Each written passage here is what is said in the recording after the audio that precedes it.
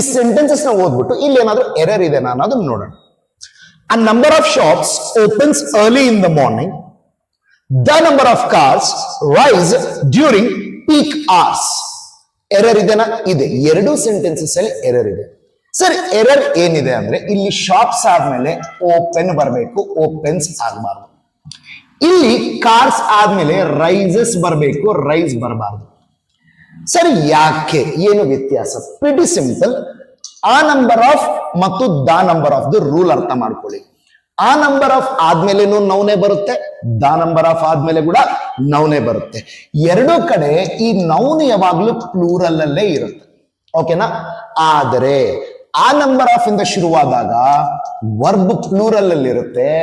ಆದ್ರೆ the number of ಇಂದ ಶುರುವಾದಾಗ ಈ ವರ್ಬ್ ಸಿಂಗ್ಯುಲರ್ ಅಲ್ಲಿ ಇರುತ್ತೆ. ಅಂದ್ರೆ ನಮ್ಮ ನಾಮಪದ ಯಾವಾಗ್ಲೂ ಪ್ಲೂರಲ್ ಅಲ್ಲಿ ಇರುತ್ತೆ. ಕ್ರಿಯಾಪದ ಮಾತ್ರ ಆ ನಂಬರ್ ಇಂದ ಬಂದ್ರೆ ಪ್ಲೂರಲ್, ದ ನಂಬರ್ ಇಂದ ಬಂದ್ರೆ ಸಿಂಗ್ಯುಲರ್. ಇಲ್ಲಿ ಅಬ್ಸರ್ವ್ ಮಾಡಿ, ಆ number of customers noun plural ಇದೆ. ಪ್ರಿಫರ್ ಅನ್ನೋದೇನಾಯ್ತು? ವರ್ಬ್ ಪ್ಲೂರಲ್ ಆಯ್ತು. ಅದೇ ತರ the number of visitors noun plural ಅಲ್ಲಿ ಇದೆ. ಗ್ರೋಸ್ ಅನ್ನೋದು ಕ್ರಿಯಾಪದ ಸಿಂಗ್ಯುಲರ್ ಆಯ್ತು. ಹೌದಾ? ಸೊ ಅದಕ್ಕೆ ಪರ್ಫೆಕ್ಟ್ ಆಗಿದೆ.